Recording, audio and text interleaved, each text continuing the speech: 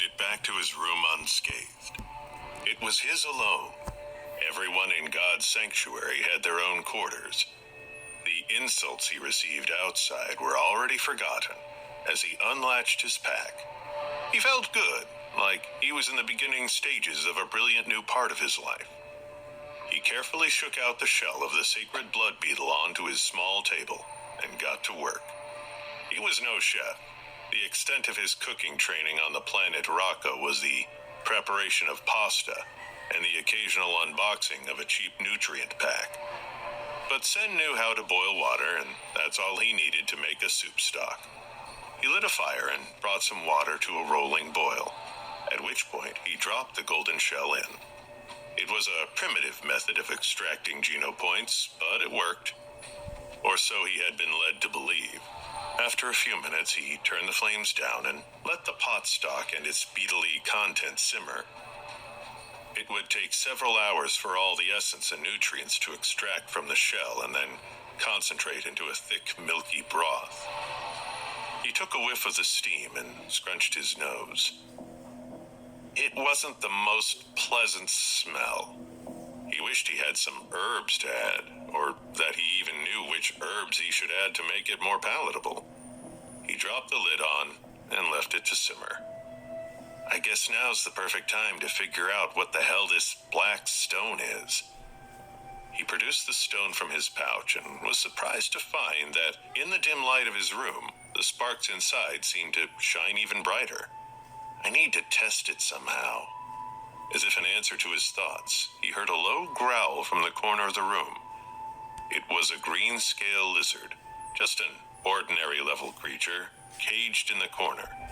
When Sen first got to the sanctuary, green scale lizards were his first prey. Well, second prey. After Sarah Aron's butt. But he had hunted them until they no longer granted him Geno points. So when he caught this one, he locked it in a cage and forgot about it. I'm surprised the thing is still alive, Sen thought, peering at the snarling little beast. Wait, this might be perfect. He opened the cage and removed the lizard.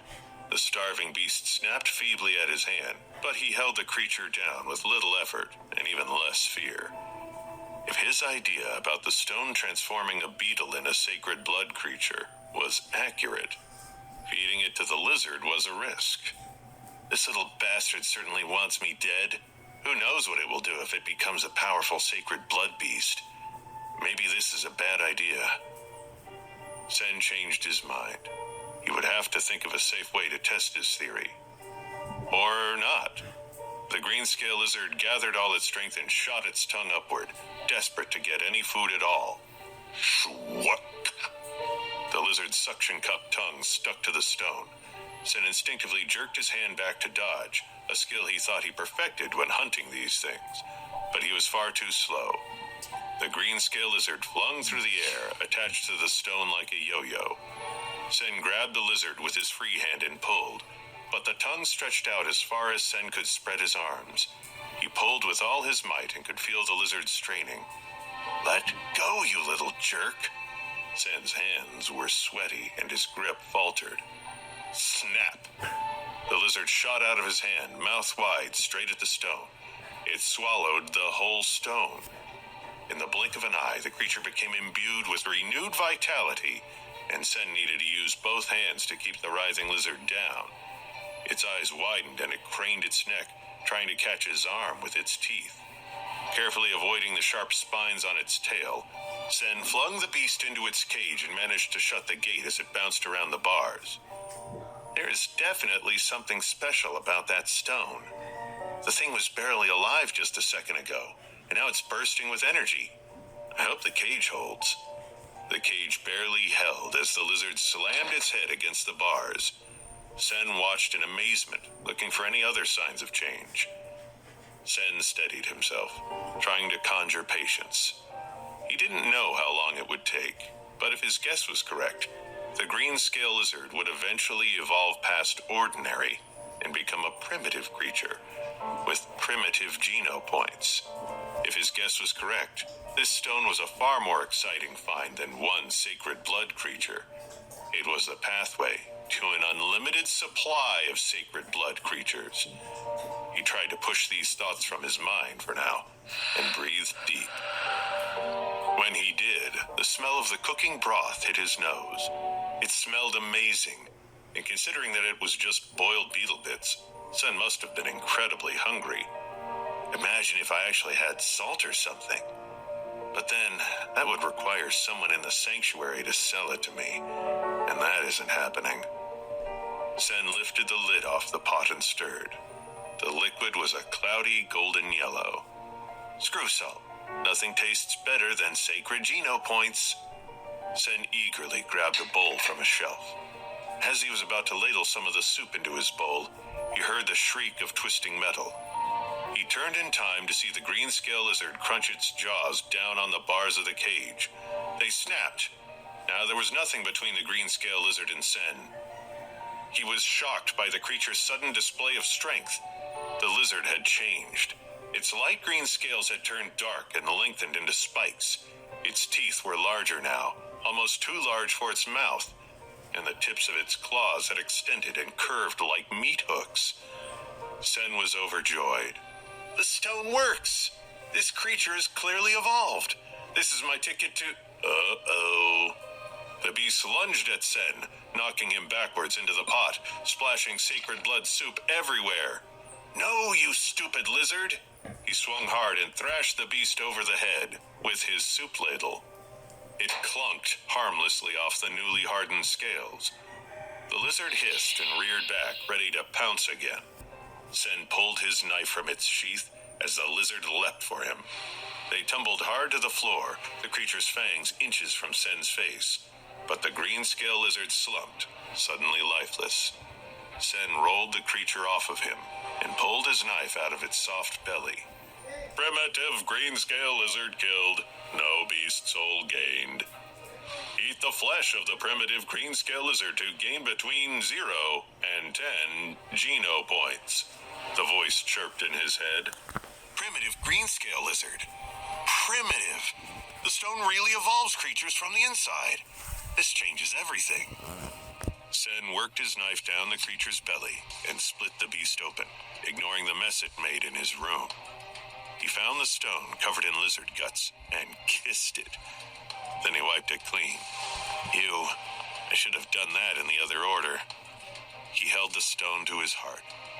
This was the greatest treasure that he knew of, and it was all his. If this stone can evolve a creature once, maybe it could keep working, Sen thought. After all, the sacred blood beetle probably started as an ordinary one. He put the stone away carefully, his hands still shaking from excitement, and returned to his broth. The brief fight had made him even hungrier, if that was possible. He filled the ladle, brought it directly to his lips, and slurped. His soup-making skills needed work, but for now, the golden broth was exactly what he needed. He knew his primitive technique wouldn't extract all the Geno essence, especially since half the soup was not dripping down the walls. But it was enough for now. When he woke up that morning, he couldn't have dreamed he would even receive a single sacred Geno point that day. He conjured the image of his profile into his mind, which projected numbers across his wall. Olsen Han, 0 evolution. Status, none. Lifespan, 200 years. Required for evolution, 100 Geno points. Geno points total, 79 Geno points, 8 sacred Geno points.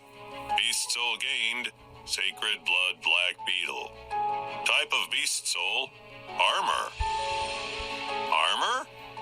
Of course, he thought excitedly. I got a beast soul from the sacred blood black beetle. Armor, huh? What would that look like? Just then, a golden shadow shot out of thin air in front of him.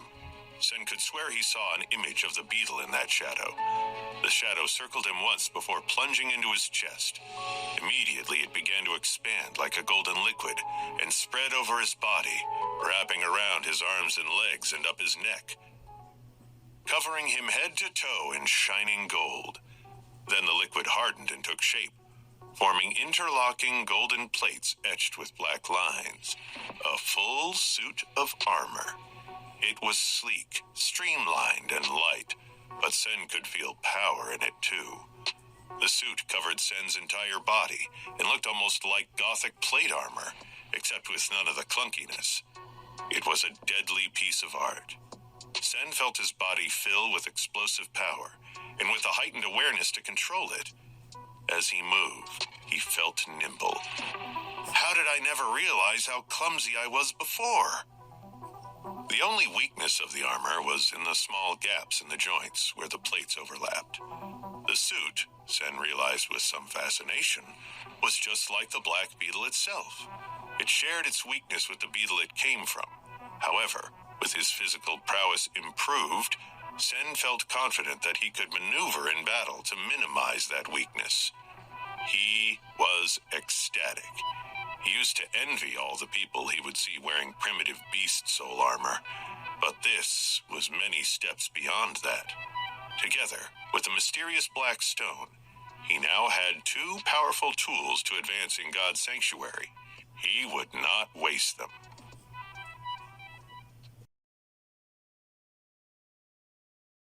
State Group President Zhao Ye-long has completed his third evolution, making him the 83rd human in history to enter the fourth level of God's sanctuary.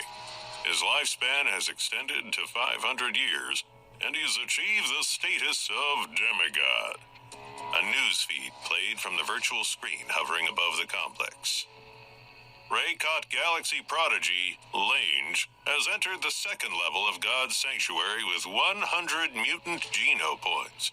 His lifespan has extended to 300 years, and he has achieved the status of Evolver. The Speaker of the House of Representatives, Clara Hemingway, has killed a demigod sea star yesterday, the first to accomplish this feat. Normally, when Sen watched the news, he couldn't help but feel bad about himself. The galaxy, it seemed, was full of people accomplishing more than him. In the few months he had spent in God's sanctuary, that feeling only deepened as he struggled to scrape together a meager collection of geno points. He had begun to fear he would never make the next evolution, that he would reach the age of 20 without evolving once. Then he'd be enlisted to the galactic military with no way to defend himself. A common occurrence for those who started their life in poverty. Now, however, things were different. He had discovered the sacred blood black beetle and the mysterious black stone. The head start the wealthy received may be unfair, but Sen now had the tools to catch up or even surpass them. Someday soon, he thought, they're going to be saying my name on the news. With my black stone, I'll be able to surpass all of them.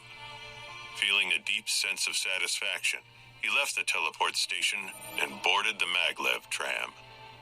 The tram car was crowded. Amenities for the poor always were. Through the dirty windows, the passengers could only watch as the wealthy flew around in their shining aircrafts.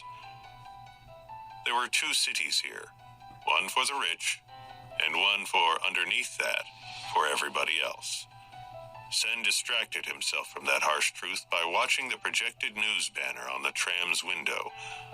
A story about a Shura attack on one of the frontier planets.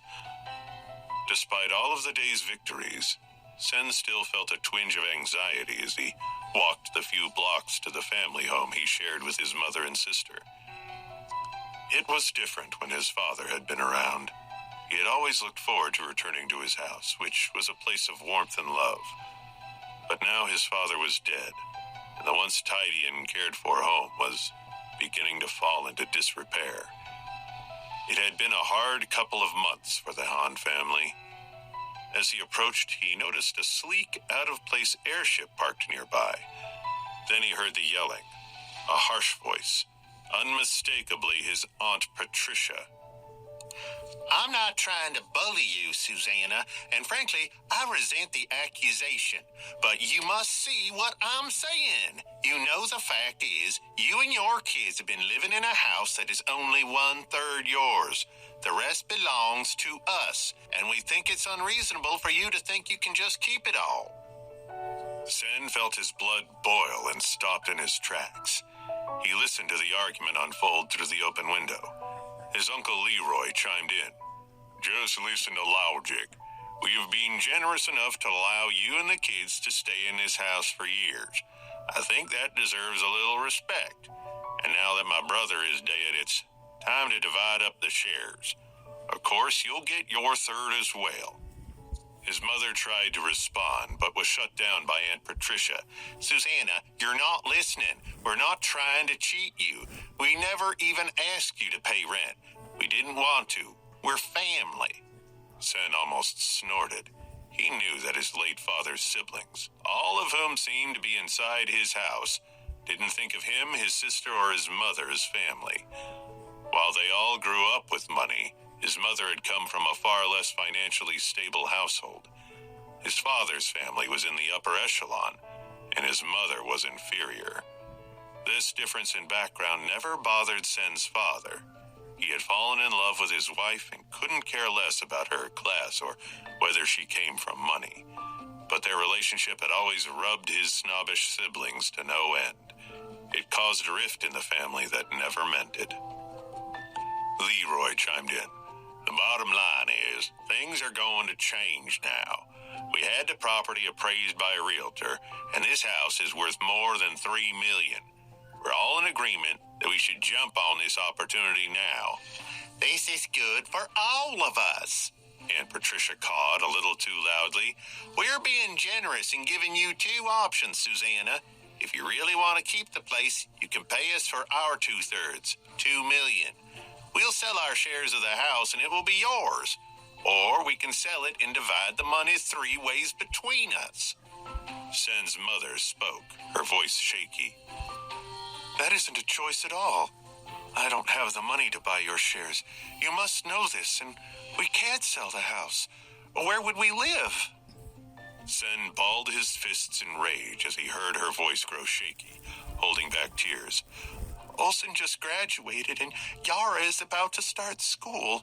They're still young. Please, don't take their home from them. They're still grieving. I'm still grieving. And we can't afford a new home, and Yara's tuition, she would have to go back to public school, even with the money from the sale. Aunt Patricia was unmoved. You're not the only one with problems. You should think about how lucky you are that Yara can go to a free public school. My Bobby is going to private school. Just thinking about how much it costs makes my hair fall out. You don't need that stress. We all need money. You have to think about this logically, Leroy added impatiently. Sen knew that this was a lie. The rest of his family had a ton of money. This was just about making his mother miserable, and it was working. He had heard enough. He braced himself and stormed into the house. He found his mother sobbing in the dining room, clutching Yara. The 5-year-old was curled up in her mother's arms, her large eyes wide with fear. She didn't understand the cruelty or the hate, but she knew she was losing her home to the aunts and uncles standing imposingly over her crying mother. Sen marched right up to his plump and unpleasant Aunt Patricia. How dare you come into our home and make demands? Are you forgetting about how my father made you rich? Made all of you rich? This was true. All of his aunts and uncles owed everything they had to his father. While they were gambling and wasting all their inherited money on cars and clothes, Sen's father was working to rebuild the family business into a highly valued organization that even attracted the interest of a galactic power like the Starspan Group. Uncle Leroy grumbled. That's a load of crap. Is it? Sen turned on him. I happen to remember the night you came crying to my father after you were caught embezzling company funds. You were on your knees right over there. He pointed at the floor, and Leroy twitched. And you, Sen looked at another uncle. You owed more gambling debts than money you ever had to start with, and had thugs knocking at your door. Who helped you then? When both your legs were broken and you were almost beaten to death, who saved your life? The siblings all looked at each other. They thought they were in for an easy fight when it was just Sen's mother. They had never seen him like this. But now his passion was making their goal much harder to achieve, and they were not very good at overcoming their own obstacles. And Sen was just getting started. When negotiations with Starspan Group started up, and they got a look at all of you buffoons, who brought them back to the table? And I'll say what we're all thinking. Your actions in those negotiations are what cost my father his life. Yet where were you on the day of his funeral? Now listen. Shut up, Leroy. Where did the money go when Starspan bought the company? Not to us, the family of the man who built it, but into your pockets. You talk about fair, but if things were really fair, we wouldn't even need this house. We'd be living in a sky tower, and you'd all be in the gutter where you belong. A long, awkward silence followed. Sen's tirade sucked the air out of the room. The siblings looked at one another. They weren't ashamed by their actions. That was impossible. Instead, they were thinking of ways to end this unpleasant conversation as quickly as possible. The most shameless of the group, Aunt Patricia, spoke first. What a short-sighted and simple way to look at things. You're young. With the education you got and the way you were raised, you couldn't possibly understand what it takes to make it in the business world. We are successful because we looked out for ourselves, while your father wasted all his time, energy, and money being a pushover and helping others to please his own vanity. Leroy found the courage to add, your father acted like he was the only one with shares in the company. Well, like father, like son, you think you're owed everything? Well, you're not. We don't owe you a thing. So be logical. Either give us our money or sell the house. Oh, there's a third option. We can see you in court. Yeah! Give us our money or get out. The emboldened siblings erupted at Sen, loudly talking over one another as they slandered his father and made ridiculous demands. Their ungrateful attitudes were disgusting to him. They were the complete opposite of his selfless father. Sometimes it was hard to believe they were related. It was their cold disregard toward his father's untimely death nearly set Sen off. The tragedy had always been shrouded in mystery, but Sen was certain that his insidious aunts and uncles had something to do with it, and that it was all related to the Starspan Group deal. Now, here they were, looking to take away what little scraps remained for their dead brother's family. This wasn't about money. This was about petty greed.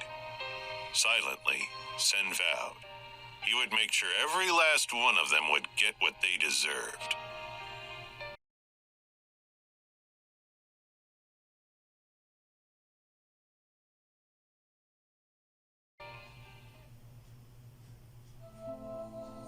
Olsen stood at his mother's side and managed to keep the violent urge filling him up contained.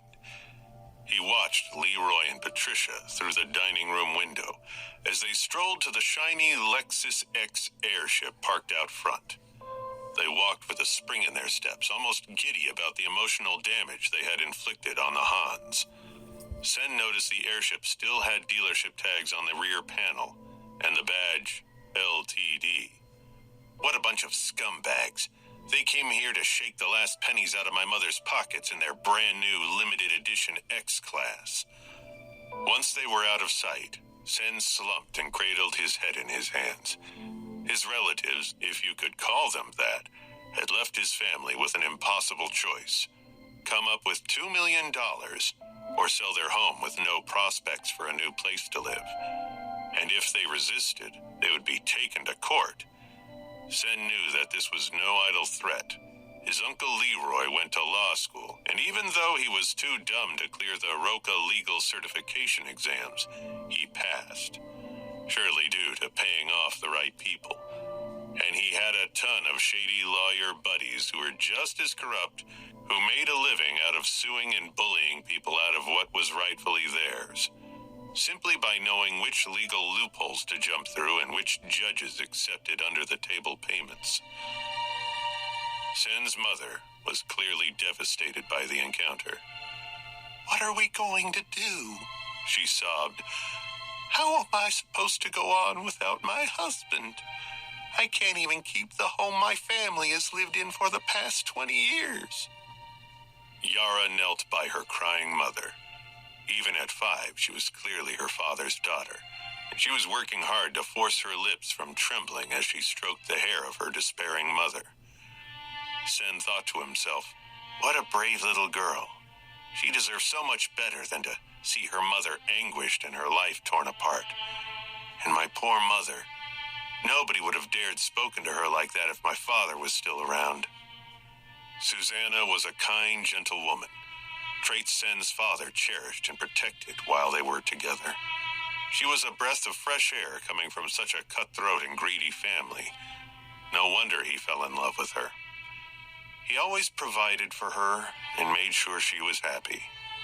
He wanted his wife to live comfortably and feel safe and secure. Her happiness was his happiness. Now she was alone, tortured and miserable.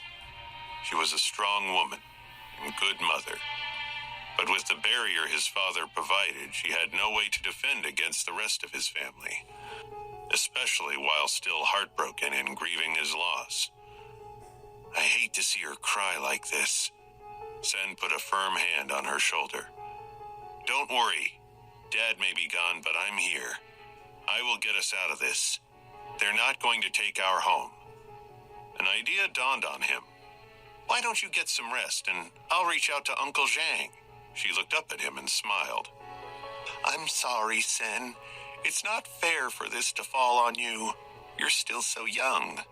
She could see that he was becoming more like his father every day now, selfless and resourceful. But she was right. It wasn't long ago that he was still just a goofy kid. Even though Zhang wasn't really his uncle, he was a close friend of his father's, and had vowed to always be there for the family in times of need. He was also one of the most powerful lawyers in the city, known for defying the odds by winning impossible cases. Sen stepped into the kitchen and called up Uncle Zhang. He had expected the secretary to answer, but instead Zhang himself picked up on the first ring. Hello? Hi, Uncle Zhang. How are you? Awesome. Zhang's gruff voice came through. I was just thinking about you.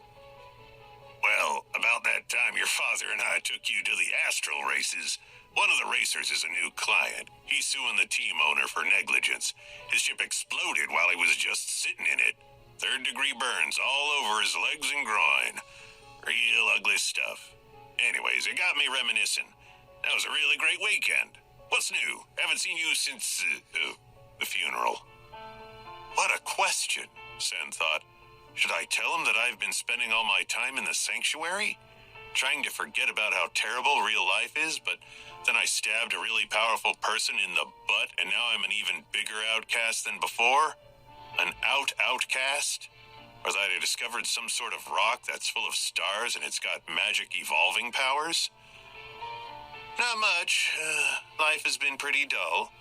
Sen felt bad lying to a close family friend, especially one he was about to ask a big favor of, but he also knew that telling people about God's sanctuary was like trying to explain physics to little kids. If you haven't been, you wouldn't understand. And if you have been, Sen would prefer that you don't know that he is the infamous ass freak. I am actually calling about an urgent matter. Sen described the bullying and demands Aunt Patricia and Uncle Leroy made. He explained the threats and the options they leveled at his mother. And when Sen was finished laying it all out, Zhang just sighed. I'm afraid I don't have good news. It sounds like they have a legal claim to a portion of your house. If they take it to court, there's a good chance that they'll find in favor of those bastards. I hate saying this, but I think you may need to do what they want. The news sent a cold wave through Sen's body. He could see his mother watching him from the other room, so he hid his disappointment and smiled confidently. Okay, thank you so much for explaining the situation to me. I'll let my mother know. They said their goodbyes and hung up, and Sen returned to his mother and sister. Susanna blinked away tears and said, What did he say? Don't worry, Mom. He tried to keep his tone cheerful. Uncle Zhang told me there's a good chance he can find a solution to our problem. He's going to look into it right away, but it might take some time. His mother breathed a sigh of relief. "Oh, that's great news. My dear sweet boy, thank you for talking with him. Your father would be very proud of you for the way you stood up to his siblings in figuring out what to do next." Sen hugged his mother tight, struggling to keep his anxiety under wraps, and excused himself for the evening. He spent the rest of the night in his room, staring at the cleaning and racking his brain. How the hell am I going to fight those jackals off? If I were in God's sanctuary, I'd wait until they were asleep and slit their throats. Or not. They're so rich they'd probably have armed guards or assassins for protection. And even if I did, I'd just end up with a worse nickname. The Ass Freak Killer, or Psycho Ass Freak, or Ass Freak the Homicidal Maniac. Eventually, Sen's exhaustion overtook his distress and he fell asleep. He dreamed of being back in the sanctuary, in his new suit of armor, of stumbling across a green-scale lizard that looked a lot like Aunt Patricia, and of chasing down Aunt Lizard with an axe. He woke the next morning before his mother and sister and slipped out. He hopped on the first tram to the teleportation center. When a person set up their transporter inputs, they had to establish the coordinates of where they would emerge into the sanctuary. Most people chose the safest place possible, their own room. And that's where Sen soon found himself, back in his quarters in the steel armor shelter. Normally, he would feel a sense of freedom as the stress of the real world was left far behind. But this trip was different. He couldn't focus on anything other than his family's dilemma. Selling the house was not an option, even if they walked away from the deal with 1,000,000 credits. It was the only home he and Yara knew. It was where his mother built a life and a family, and she was still grieving the loss of her husband. Losing her home would push her into a bottomless depression. Selling was not an option, and neither was fighting in court. They didn't have the money for lawyers' fees, and even if they did, Uncle Leroy would surely bribe the judge. That left no choice but to buy out his relative's share of the building. But $2 million is an enormous sum of money. I've only just completed integrated compulsory education. I don't have any experience or skills to get a job that would pay even a fraction of that. He looked at the dirty soup bowl on the table. The sacred blood beetle shell he boiled to make broth might have sold for close to $1 million. If he hadn't cooked it, he could be halfway to buying the house. How the hell am I supposed to come up with $2 million? Angry at himself, Sen threw his satchel against the wall. When it fell to the floor, the top opened and out rolled the black stone. He stared at it, an idea forming.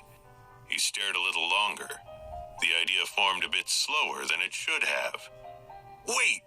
Could this be the tool I need? He no longer had the shell, but he did have the stone. If he could really evolve creatures with it at will, he would have access to an endless supply of high-level creature parts. Procuring the $2 million started feeling like a possibility, assuming he didn't get himself killed in the process. As Sen hatched his plan, he turned his attention to the body of the green-scale lizard, still lying on the floor of his quarters. He took his knife and began to carve it into strips. He then hung the strips on a small rack to dry. He turned the lizard's flesh into jerky, which he wrapped in cloth and stored in his pack. He considered his next move carefully. First, he would need to catch a creature, then use his black stone to make it evolve. Once that was done, he would trade its flesh for a hefty sum. But what creature? Before, he could only hunt ordinary-level beasts. They would be easy to catch. He had no idea what they would evolve into. The beetle was a sacred blood beast, but the green-scale lizard only rose to a primitive level. Collecting and selling primitive beasts would not get him to $2 million anytime soon, but now he had a suit of sacred blood armor. That meant he could set his sights on bigger, more valuable game. If he could catch a primitive creature and evolve it up to a mutant-level creature, he could quickly obtain the much-needed cash. Mutant creatures were in extremely high demand. The local gangs were famous for buying up the scant supply of mutant creature meat at a premium. as a mutant genopoint-fueled evolution was an attractive prospect. Primitive creatures were usually found a dozen miles outside of the steel armor shelter. In the past, Sen would have never gone out that far, especially without friends or allies. But his armor changed things, and he could afford to take some risks. And so, Sen set his sights on the Zephyr Valley and the famed lightning mantises that could be found there. The lightning mantis was the perfect prey for Zen. As he only had an alloy knife, he could not go after creatures with tough hides. The lightning mantis had a fragile body, and it could easily be killed if Sen could land a blow. The difficulty was its speed. It was fast enough to easily outrun a human, and it could dodge attacks by larger melee weapons. If I can get close enough and move fast enough to connect, I could take down a mantis without worrying about taking any damage. Plus, they're small. I wouldn't want to drag an unconscious mammo beast a dozen miles, he thought. The mantis's greatest strength, its lightning-quick speed, was actually a good thing. Few people thought it was worth trekking all the way to the valley to try to chase them down. If someone had the ability to hunt beasts that far out, they were going to target bigger, slower prey.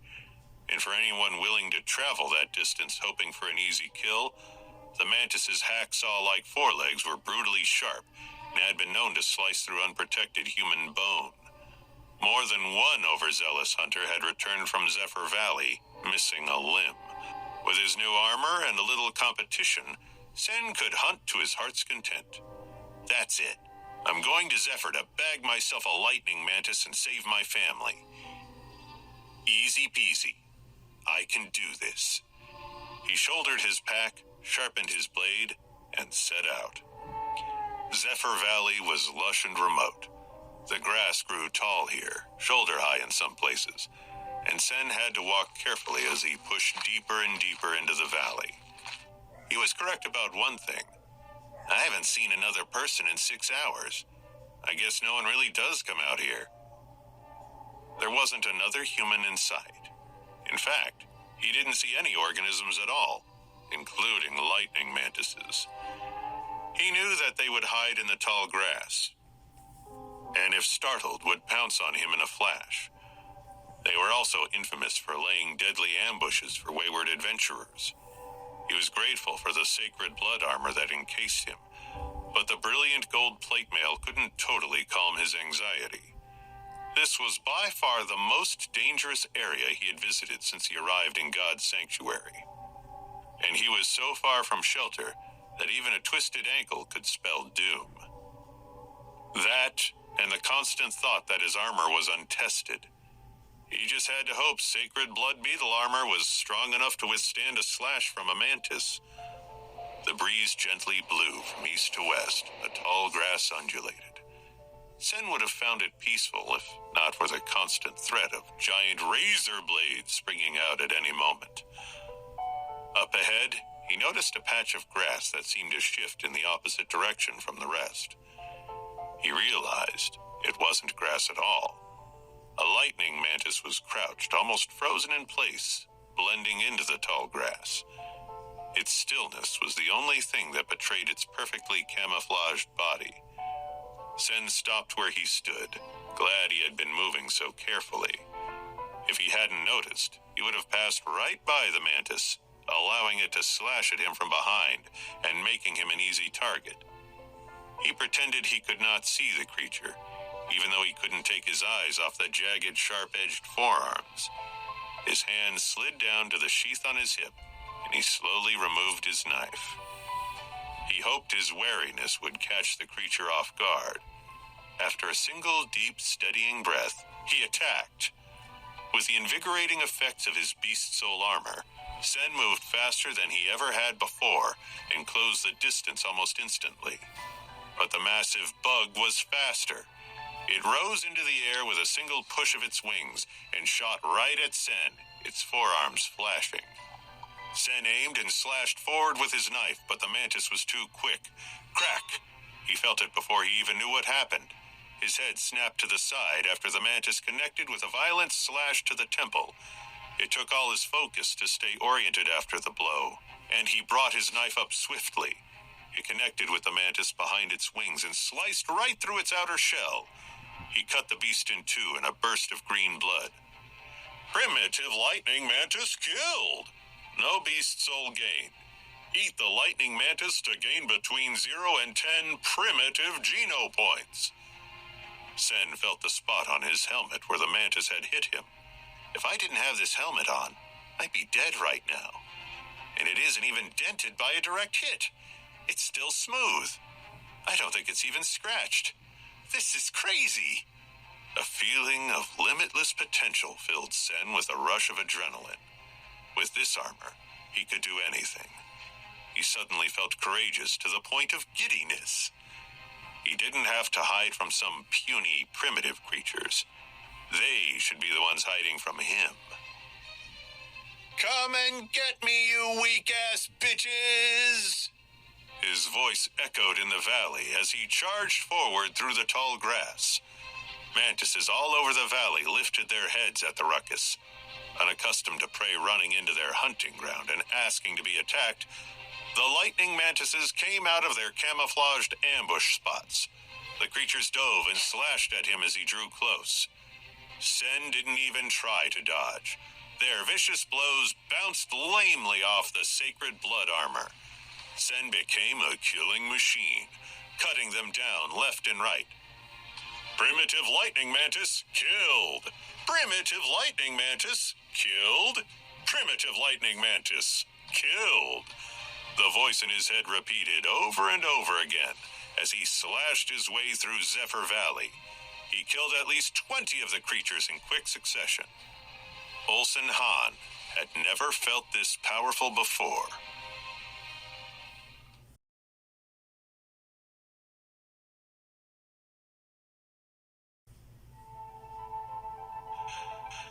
By chance, as Sen was busy slaying mantises and reveling in his bloody success, another hunter approached Zephyr Valley. Unlike Sen, however, Tobias West was not having good fortune at the moment. Not a single mutant creature. I've been out here for weeks and not one. Miss Aaron is going to have my head if I come back after all this time with nothing to show for it. Tobias worked for Sarah Aaron, the same Sarah Aaron that Sen embarrassingly stabbed in the butt. He arrived in God's Sanctuary a few months ago, just after he had graduated from an elite private school. He learned that to rise up quickly and steal armor shelter, getting close to the elite warrior was the fastest way, and Tobias was very impatient to evolve. To him, evolving was a means to an end. He had a privileged upbringing. His parents were the owners of a powerful interstellar shipping conglomerate and were highly regarded as distinguished aristocrats. Throughout his life, all the things Sen had to fight for were simply handed to Tobias. But with these gifts, and in the shadows of his famous family, he felt immense pressure to distinguish himself. To stand on his own and accomplish something great, he needed to max out on mutant geno points and become an evolver, or his self-imposed shame would eat him alive. There were two classes of title within the Levo Interstellar Alliance: distinguished and aristocratic. Surpassers became distinguished, but you had to be an evolver to be an aristocrat. The rewards were worth it. There were financial benefits, sure, but Tobias would never want for money. The true value of a title was the social status it granted you. Nowadays, one could hardly get a meeting with a member of the upper class if you didn't have at least the distinguished title before your name.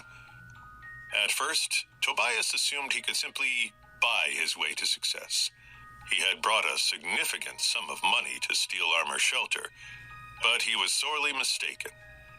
Money could only buy him the meat of ordinary and primitive creatures, as mutant flesh was hardly ever sold. People strong enough to hunt mutant creatures generally kept the loot to themselves.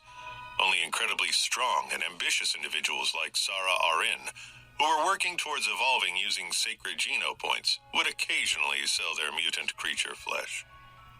But Sarah Arin wasn't interested in money. She wanted loyalty and service. Tobias hated paying with loyalty and service. But there he was, trudging back to the steel armor shelter, empty-handed. He risked his life for her scraps. On a good expedition, he would find and track a valuable creature. He would send word back to Sarah, who would organize a hunting party and set out and take the beast down. And then he would get a cut. This trip, though, was a total waste of time. There were few things that Sarah hated more than people who wasted her time. One of those happened to be Olsen Ass-Free Khan. Tobias was about to step into the valley, very aware of the danger. There are lightning mantises here. If I get my head chopped off after wandering around out here for a month without bath or a hot meal, or even so much a hint of a mutant beast, I'm gonna be super pissed. He thought about doubling the length of his trip by going around the valley when he heard an unusual sound in the distance. Come and get me, you weak-ass bitches! Tobias pushed into the tall grass and looked out into the middle of the valley where he spied Sen going berserk, slaughtering mantises. He counted to himself. 7, 8, 9, holy crap! He could barely keep up. 15, 16, 17. Who is that? 20, 21? Finally, Sen wrapped up his bloodbath. 43 mantises, according to Tobias's count. There was green, gooey blood everywhere. Tobias moved closer, and when he got past a particularly high shock of grass, he saw it. A giant pile of green carcasses. Slain swift mantises, at least a dozen of them. And heroically standing over them, clad in his shining golden armor, Sen marveled triumphantly. Who is this fearsome warrior? Tobias tentatively approached the golden knight. His eyes kept flicking back towards the massive pile of mantis bodies. They still oozed green blood. A small pool was gathering at Sen's feet. Tobias was shocked that any one person could kill all of them so quickly. In his experience, the deadlier the creature, the longer it took to kill it. He had personally watched as a new recruit to the Sons of Heaven gang had slashed ineffectively at a copper-toothed panther for the better part of an hour. The monster effortlessly ducked his blade until the recruit tired, at which point the beast pounced and ripped the poor kid to shreds. The lightning mantises of Zephyr Valley made the copper-toothed panthers look positively sluggish by comparison. Even those who had already maxed out their primitive geno points tended to avoid them. The mantis was just too dangerous for the average person to risk injury or death, especially when there were other less dangerous primitive creatures you could hunt. That's why the hunting grounds for creatures like copper-toothed panthers were so competitive. The safer bet attracted tons of people to their areas, so you were lucky if you could bag more than one while you were there. And that's if a gang wasn't camped out there, intimidating all the competition to look elsewhere. Sen noticed Tobias approaching and waved him over. Hey you, interested in making a purchase? Sen had actually just wondered what he was going to do with all these mantises. He had gotten caught up in the moment and gone on a killing spree, but there was no way he could eat them all. And even if he could, he would only make it through a few before they stopped granting him geno points. And he couldn't carry them all back. Maybe this odd young man who just came out of nowhere could help by taking some off his hands. Tobias approached the pile and cautiously lifted a limp mantis claw. How much? Sen hesitated, as if he hadn't thought this far ahead, as if he didn't know how much a mantis was actually worth. 1,000 levo dollars. Tobias held back an excited breath and tried not to show his excitement. This guy with golden armor may be a powerful warrior, he thought, but he's a terrible merchant. I would have asked for much more. At least then it would give him some leverage to haggle. It's like he doesn't even want them. Even though primitive creatures were common prey, their meat was always in demand as more and more people arrived in God's sanctuary and wanted to buy their way to quick geno points. That demand was even higher for creatures like lightning mantises, which were rarely hunted and would still grant most people geno points. Variety was extremely important in God's sanctuary, since eating the same creature too many times had diminishing returns. This led to people seeking out more and more news sources of the precious genopoint-producing creatures. And, as in any world, the well-off will pay top dollar for high-demand items. Tobias did a little math in his head. I could sell these things for 2,000 or 3,000 each easy. If I can get these back to town and sell them off, this trip will actually be pretty productive. Of course, I'd still have to deal with Miss Arin, but that's a problem for another time. Then it occurred to him, wait, maybe there's something wrong with them, and that's why this guy is selling them so cheap. That would explain how one man killed all of them. Tobias responded, You're sure? 1,000? Now it was Sen's turn to hide a smile. He actually did know exactly what lightning mantises were worth. He also knew that there was no way for him to transport them all back to the steel armor shelter without some sort of wagon or companions to share the load. And if he chose not to sell the mantises to this man and transported them back in multiple trips, who's to say the man wouldn't just steal them? God's sanctuary had no laws, after all. Deals were built on respect and self-preservation. Sen nodded. Tobias took a close look at the mantises. Everything seemed to be in order. Sure, I'll take all of them. How many are there in total? He already knew, since he'd counted every kill in real time. But he wanted to see if Sen pumped up the number. Then he would know that this guy was unreliable, and there probably was something wrong with the mantises. 43, but I'll give you a discount and only charge 40. Sen didn't think the man would have enough cash on him to pay much more than that. And he wanted to knock this deal out here and now. Tobias took out his wallet and counted, and Sen could plainly see he underestimated the traveler. Brother, I'll give you 50,000 levo for the mantises, and another 50,000 as down payment for future beasts. Remember me. I promise I'll give you the best price in the shelter, and I'll pay you a lot more for mutant creature flesh. Tobias handed Sen the money like it was nothing. To him, it was.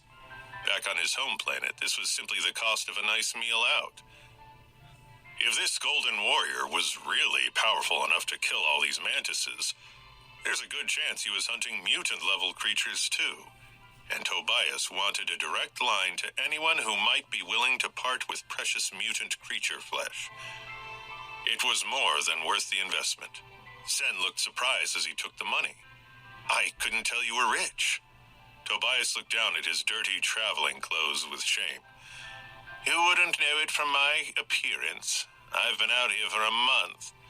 As soon as I get these things back to the shelter, I'm teleporting home for a nice long weekend at a 5-star retreat. I need a hot stone massage like you wouldn't believe. So, if you've got mutant flesh to sell, remember me. I'll take good care of you. I'll keep it in mind in case I come across anything I want to unload. Sen kept his cool, but he was secretly overjoyed at Tobias's offer. And once my Blackstone experiments start yielding results, I'll need a reliable buyer, and more importantly, a private buyer who won't attract attention. Who knows what would happen if others found out about the Black Stone? Tobias extended his hand. Name's Tobias West. He squirmed a little as Sen took his hand and shook it, smearing bug guts all over it. And my room's number 1046 at the Steel Armor Shelter. What about you, brother? Olsen Han? The guy that ripped Miss Aren's pants off? Are you ass freak? All of the confidence and goodwill Sen had built up in the last hour evaporated.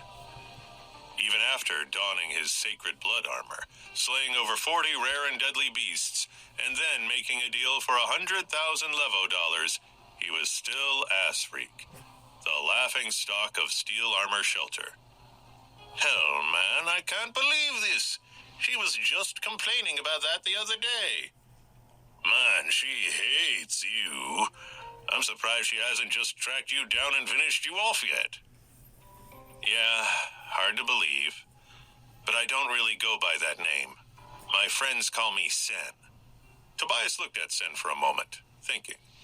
Then he lit up. Nah, Sen doesn't really fit this whole golden warrior thing you've got going on. And I'm not gonna go around town telling people I just did a deal with the ass freak for $100,000. Dollar. That's my real nickname. My friends call me Sen. My mother calls me Olson. You can call me Dollar. And don't worry about my room number. I'll find you when I have something. Just make sure you've got your purse handy. And with that, Olson Dollar Hahn headed out from the valley, leaving Tobias all alone to deal with a massive pile of carcasses. As the high of executing his first big deal faded, it hit him. Oh man, I never captured a live lightning mantis. That was the whole point, to catch one and test out the stone.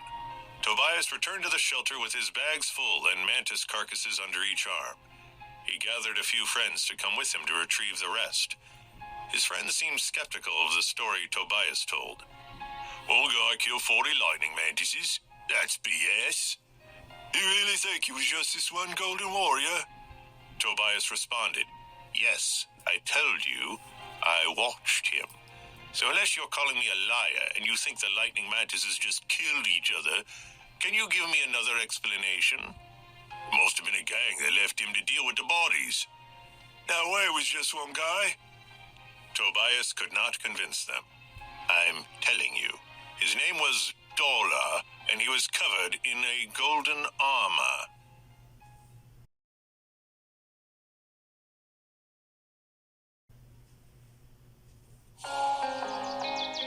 As Sen walked away from Zephyr Valley, he still felt the adrenaline rush coursing through his veins.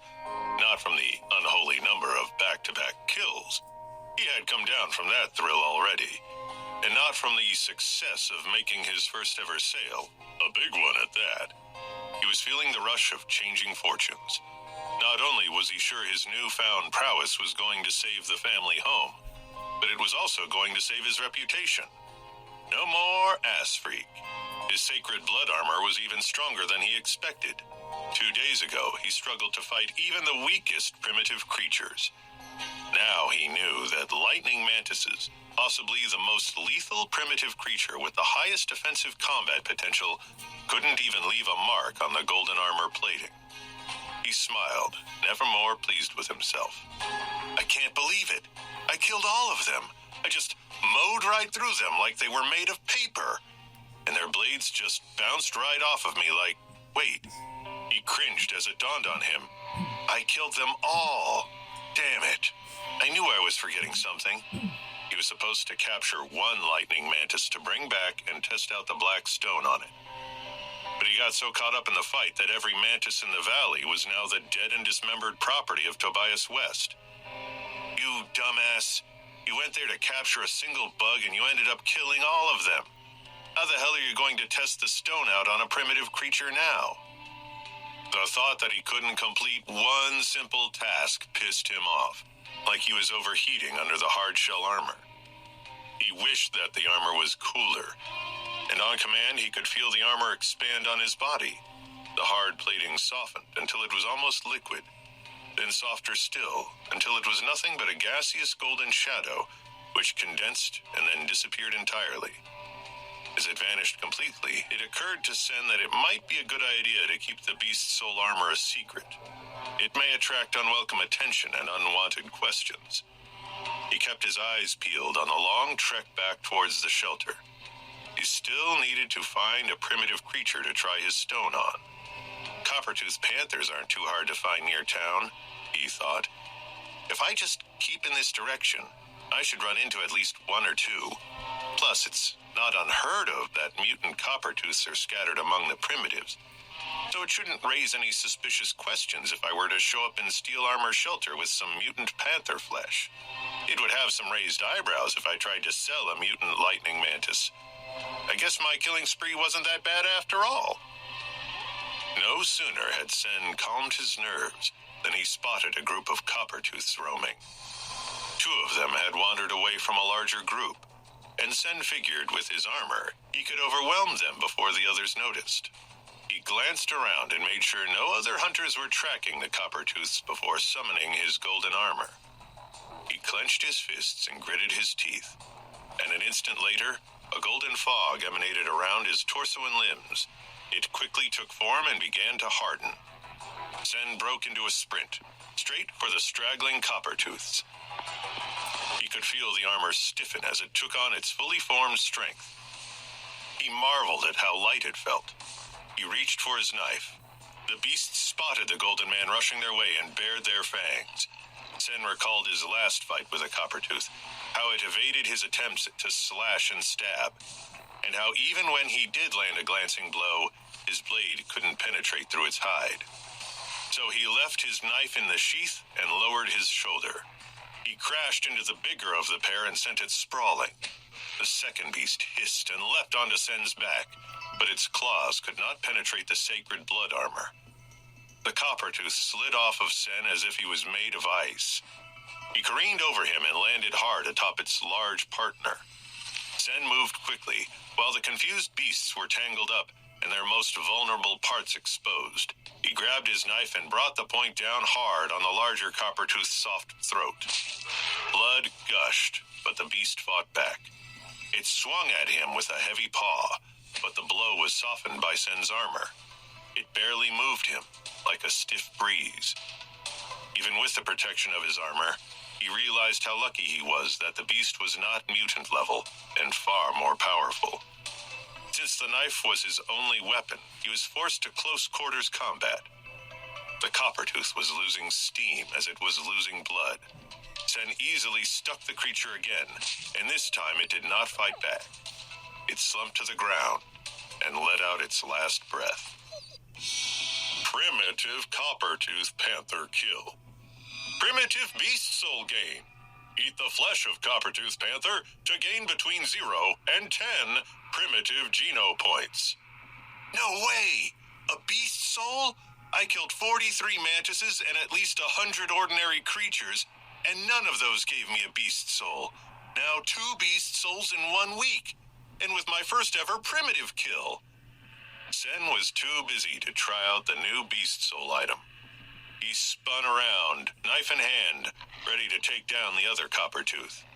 It was back on its feet and circling in behind him. Sen egged it on. Come and get me. I dare you. The beast reared up and sprang at him, faster than he expected, perhaps a bit overzealous. Sen didn't even try to defend. It landed its massive paws hard into his chest, and to Sen's surprise, it was a heavy impact, enough to throw off his balance. He stepped back to steady himself, right into a burrow. He tripped and fell flat on his back. The copper-tooth was on him in a flash. Its strong jaws opened wide, like a bear trap. He grabbed Sen by the head with its long fangs and chomped down with all the bite force it could muster. Without the armor, Sen's head would have been reduced to mush. But the copper-tooth couldn't even apply any pressure. Sen wrapped his arms around the beast's neck and rolled. He flipped it over and was now straddling the creature. The copper-tooth was no match. He held his knife up, about to open the beast's throat. Wait! You need it alive! Sen nearly got carried away in the heat of the moment again. He dropped the knife and pulled a bundle of rope from his satchel. He easily bound the copper-tooth's legs together as it wiggled around on the ground. Satisfied that the beast was unable to scurry away, he turned his attention to his newest prize. Despite being relatively weak, copper-tooth panthers were a popular hunting target for newbies in the sanctuary, because they were known to produce beast souls. It was surely a weapon of some sort, and while it wouldn't be as strong as Sen's sacred blood armor, it would put his dinky alloy knife to shame. He summoned the beast soul to his hand, where it morphed into a bronze-colored spear with a gleaming curved edge. Sen spun the weapon in his hand. He had practiced with a bow staff in integrated compulsory education, but those had been unbalanced and of poor quality. This was a beast soul weapon, and it moved through the air with grace. He hefted the weapon, which was light enough to be held in one hand, and perfectly balanced. He tested it with one finger. He couldn't wait to try it out. Unfortunately for a coppertooth that came close to inspect what the ruckus was, Sen had just noticed it. He stared at it, as if begging it to attack, and the predator was more than happy to oblige. The coppertooth ran towards Sen. He stood totally still, right until the moment the beast pounced. He sidestepped neatly, exhibiting his trained efficiency of movement. He spun the spear once to build momentum, then brought it down, connecting its curved head against the extended neck of the coppertooth. He sliced clean through, removing the head from its body before the coppertooth even felt it.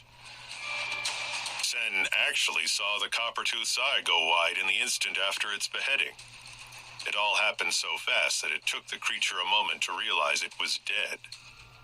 Sen was in awe of his new possession. A longer-range weapon like the spear was far safer to use and more versatile than the $5 blade he had been using. Better yet, as a beast soul weapon, he didn't need to constantly carry it around. He could summon and unsummon it at will. He unsummoned the spear, and his armor returned to the tied-up coppertooth. He hoisted the beast over his shoulder and began the rest of the walk back to the steel armor shelter. By the time he arrived back at the shelter gate, Sen was sweating heavily. He never realized how heavy the dead weight of a coppertooth felt. As he drew close, a dozen well-equipped warriors proceeded out of the town gates. Each of them rode a different beast soul mount. They towered over Sen as they rode past. At the head of the group, the largest among them wore heavy steel armor and carried a blood-red glowing sword on his back. The imposing man had an imposing mount, a giant-scaled beast that looked like a triceratops. Sen did not doubt that this man was able to fell whatever monster dropped that sort of beast soul. This was the Son of Heaven, or at least that's what everyone called him, leader of one of the most fearsome gangs in the region. He was also one of the only 3 people in all of Steel Armor Shelter who was realistically attempting to complete a sacred Geno Point evolution. And word around town was that he was pretty damn close to getting there. In some respects, he was the unofficial king of the Steel Armor Shelter, and he ruled it cruelly. Sen always thought Warlord was a better title for Son of Heaven. He tried to hide his face behind the Coppertooth Panther's body. He preferred that the Son of Heaven did not notice him. But a loud, distinguished grunt told him that he had, in fact, caught the brute's eye. Boosh! Crack! Son of Heaven slashed down at Sen with a long leather whip. It slashed a long gash along Sen's shirt. A part of him really wanted to summon his sacred blood armor at that moment, especially a moment later when the skin under his tattered shirt seared painfully. A red welt was already forming. Who had the nerve to sell you that creature? Son of Heaven's gruff voice was cold and threatening. It was commonly understood that he was romantically interested in Sarah Arin.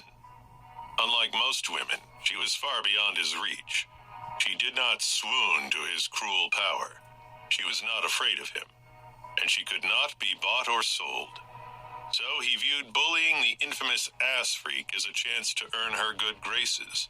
He was the biggest reason Sen had been miserable these past few months, and he showed no sign of stopping. I hunted it myself. Sen restrained any emotion in his voice. He may have a beast soul weapon and armor, but the Son of Heaven had beast souls to spare, on top of the powerful gear he kept on his person at all times. If Sen was dumb enough to engage in a fight with the Son of Heaven, he would die, almost instantly, and incredibly painfully. Besides, rumor had it that the Son of Heaven was related to very influential aristocrats. So even if Sen managed to trick or hurt him, he would likely face repercussions in the real world. Son of Heaven grunted again.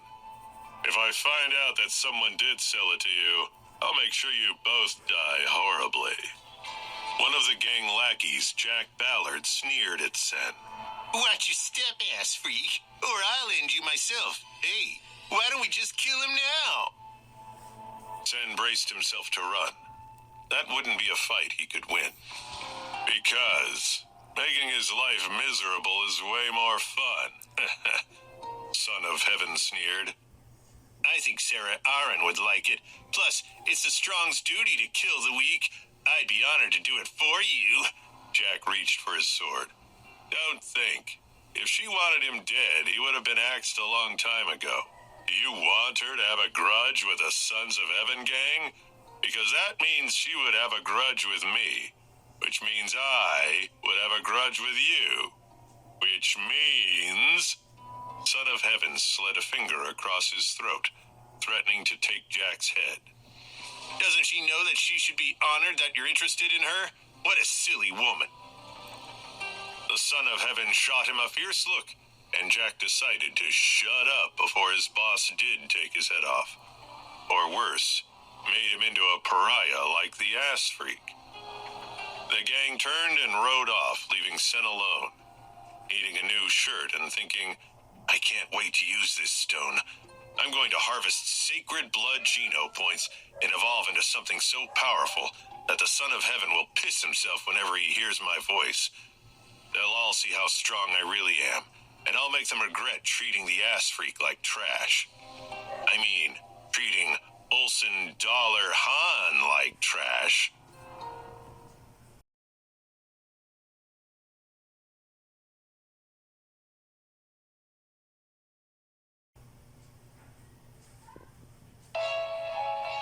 Sen returned to his room and looked at the mangled cage in the corner. Crap, forgot about that. Stupid, overpowered lizard really effed up my cage. The copper-toothed panther mewled as Sen shoved it in, and then bent the twisted and frayed wire bars back into place as best he could. This should be good enough to hold you. For now. He spoke to the copper-tooth as if it understood. Sen had such a hard time making friends in the shelter after the incident with Sarah Aaron that he often found himself talking to the creatures he brought back. He summoned his new beast soul spear and used its keen edge to cut the bindings off the legs of the captured creature. Then he knelt down and pulled the black stone from its satchel. He gazed into it. The starbursts inside still sparkled brightly. He placed it on the ground, right in front of the cage. Now, how do I get you to eat a stone? The lizard was starving, but you don't look like you've missed any meals. If I had some peanut butter, I could. But before he could even begin to wonder, the copper-tooth reached out with its tongue and scooped the stone up into its mouth. Well, that was easy, Sen muttered as he leaned in close to see what would happen next. Immediately, he could tell the copper-tooth had a renewed energy. On the long trek back to the shelter, it had resigned itself to being captured, whimpering non-stop the last 2 hours. Sen readied himself, in case it managed to break free of the cage as the lizard had. But the bars held for the time being. It seemed like it would take time for the beast to evolve. It wasn't happening nearly as quickly as it had with the green-scale lizard. He pulled up a stool and sat in front of the cage. A watched pot never boils, right? He said to the creature. The copper-tooth just looked back at him, wondering why this guy had dragged it here and tossed it in a cage. While he waited, Sen opened his satchel and pulled out the money Tobias West paid him.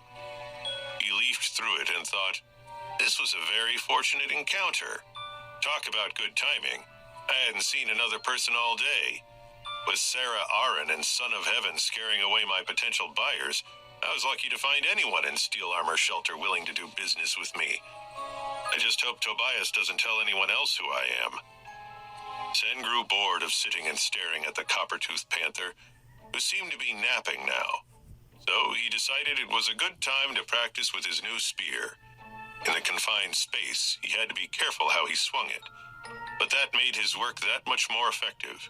He spent the next hours jabbing, spinning, slashing, summoning, and unsummoning. By the time he realized he was drenched in sweat and breathing heavily, he felt confident that he could take on a moderately skilled opponent in an enclosed area. He looked back at the copper-tooth and noticed something. Its fur, which had been gray-black like all primitive copper-tooths, had gained a sort of luster it didn't have before. As it moved, the light reflected off its fur, giving it a dark bronze hue. Its fangs, too, were brightening.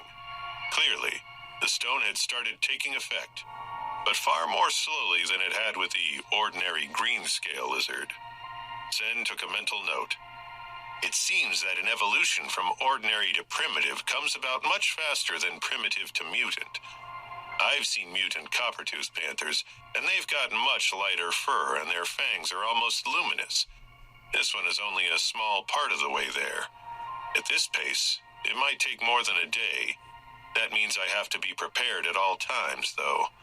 If this copper-tooth reaches mutant level and takes me by surprise, it could kill me before I even got to teleport home and buy the house off my greedy aunt and uncle. Then what will happen to my poor mother and Yara? Sen's thoughts always returned to his mother and sister. He never forgot that, even though he came to this sanctuary to make something out of himself, and maybe to prove to himself he was capable of overcoming his real-life circumstances, that he was also now the man of the family. Everything he was doing was to help them. And so he waited. He had just enough lizard jerky to last 2 very sparse and hungry days. With his armor and spear, it felt like a waste eating something that no longer gave him Geno points. But he had to eat. Eat up, Furball. He threw scraps to the copper-tooth inside the cage as he ate, and he almost felt like he was forming a bond with the bloodthirsty creature, especially since he had spoken to the beast more in 2 days than he had anyone in all of Steel Armor's shelter in months. 2 days later, and out of jerky, Sen emerged from his quarters and found that the shelter was far less crowded than usual. What's going on? He ambled through the market and realized no one had pointed at him or mocked him to his face. I wonder if Tobias told people about my epic mantis slaughter. Maybe word got out that I'm not such a joke after all. Ass freak. Someone he'd never even seen before muttered at him as they passed on the street. I guess word hasn't gotten out. But something was going on. Normally, he would have had a dozen people mutter something rude or point and laugh by now. The atmosphere was tense. Eventually, he gleaned what was happening by eavesdropping on hushed conversations. A couple days ago, someone had spotted a sacred blood creature near Sunset Slope. Sen couldn't make out what kind of beast, but the creature sounded especially vicious and especially valuable. All 3 local gangs rushed out, each attempting to down the creature for themselves. However, they were hasty, in a rush to not lose a golden opportunity to someone faster. Without coordination and planning, they walked right into the lion's den, unprepared for what they found. They didn't stand a chance. The creature obliterated them. No one knew yet how many had died, but it was a lot. Naturally, the gang bosses and their top lieutenants were safe in the back. They sent in their foot soldiers and the new kids who just arrived in the sanctuary and were looking to make a name for themselves. After losing most of their lower ranks, all 3 gang bosses, Sarah Aron, Son of Heaven, and Deadly Fist, came together and reached an agreement. The 3 gangs would attempt to work together to bring the creature down. They also sent out recruitment officers to Steel Armor's shelter to gather up ambitious lone wolves, smaller groups, and any kid capable of holding a blade. Sen could hardly believe it. The creature must be incredibly powerful for Son of Heaven, who already had sacred blood beast soul weapons, to agree to team up. He was not a team player, not when it came to sacred blood Geno points and evolution, not even with Sarah Aron. It would require utmost speed and very lucky timing to defeat a creature like that. I have been on a lucky streak, he thought. Despite the countless deaths and the prospect of running headfirst into Sarah Aron and Son of Heaven, Sen rushed out of the city. Once he was out of view from the shelter, he summoned his golden beast soul armor. Instead of slowing him down, the brilliant metal actually quickened his steps. He moved like a graceful golden shadow over the landscape. At a distance, it was a sight to behold. Up close, Sen was huffing and puffing, a dripping sweat. I really need to get a beast soul mount like Son of Heaven, he thought. After an hour of non-stop running, the ground began to pitch upwards. He had arrived at the western edge of the sunset slope. There was a rocky hill overlooking the slope, and Sen began to climb. The work was exhausting, but he would not let himself rest. With each handhold and push, he repeated, "I have to make it. I have to get there in time." Finally, he reached the top. The sight below him was staggering. Sunset Slope had turned into a battlefield, a very bloody battlefield. Hundreds of exhausted and battered warriors milled about, and at least 100 more lay scattered, dead and dismembered. It made sense now that the death toll was uncertain. There were different parts of different people spread out all over the slope. What was normally a warm, sun-washed slope was now shined red and slick with blood. Sen couldn't even find the sacred blood beast in the mess and chaos spread out across the slope. Then a large group of men, huddled in the center of the scrum, seemed to explode outward, toppling back. The lucky ones landed on their companions. The unlucky ones, flung high in the air, landed with sickening cracks and crunches that could be heard all the way to where Sen stood. But he didn't react to the men soaring through the air, or the broken bodies that hit the ground. His eyes were fixed on the beast. It emerged, roaring from the mass of warriors, hefting a massive double-edged golden battle axe. It swung the axe in a wide arc, cleaving the warriors around him. It slashed one man in midair, leaving only a red mist. It was a grotesque mishmash of beings: the head of a bull, body of a man, and legs of a horse. Its roar was that of a lion, and its ferocity was unmatched by anything Sen could have ever imagined. It charged through the crowd, parting it like a ship parts water. When it swung its axe, the swing didn't even slow as it drove through multiple warriors each time. Sen saw that it was charging at Son of Heaven, who had somehow gotten its attention in the chaos. Although Sen hated Son of Heaven, he had to admit the gang boss looked powerful and fierce as he rode his Triceratops-like beast soul mount and held his blood-red sword aloft, like a mythical hero. One could almost believe that Son of Heaven could take the beast on by himself. That illusion was shattered when the sacred blood monster broke into a gallop towards him, and Sen could see just how much the beast towered over the man. The sacred blood creature lifted its axe to strike him, and Son of Heaven seemed to realize that he would die if he attempted to block the blow. He dove off his mount, and the axe split the Triceratops mount in two like it was nothing. Son of Heaven screamed in anguish as the two halves of his precious mount collapsed on the ground. Sen could hardly believe his eyes. How is this sacred blood creature so strong? It moved too quickly for anyone to land anything more than a glancing blow. What's worse, its hide was evidently incredibly strong. Arrows and spears bounced off its massive body like pebbles. Sen watched Sarah Arin desperately try to corral her people.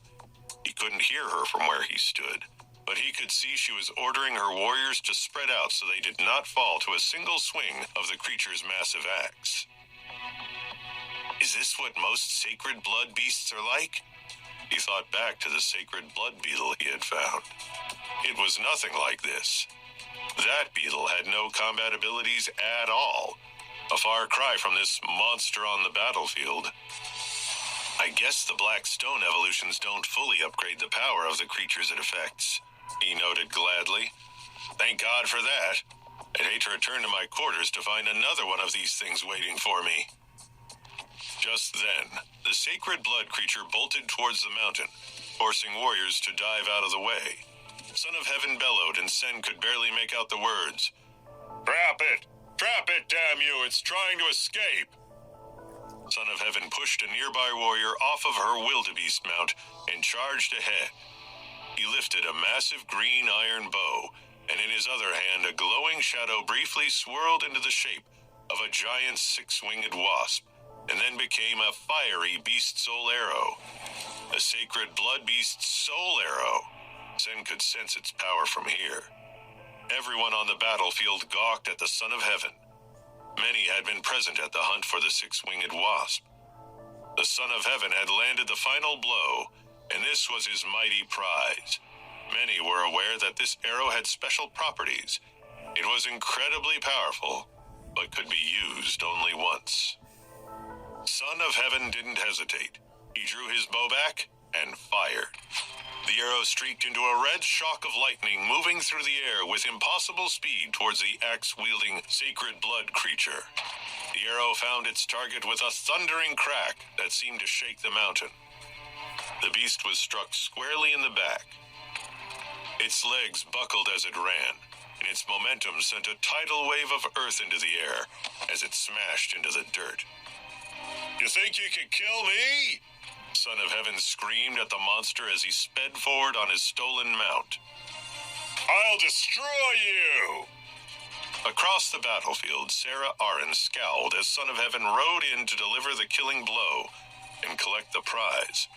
Typical. She muttered her disapproval. He's never going to shut up about this. "I've never seen anything like this before." Tobias stood alongside her, his mouth agape. Suddenly, a golden flash coursed through the air. A mysterious figure shot downwards out of the sky and landed directly atop the felled sacred blood creature.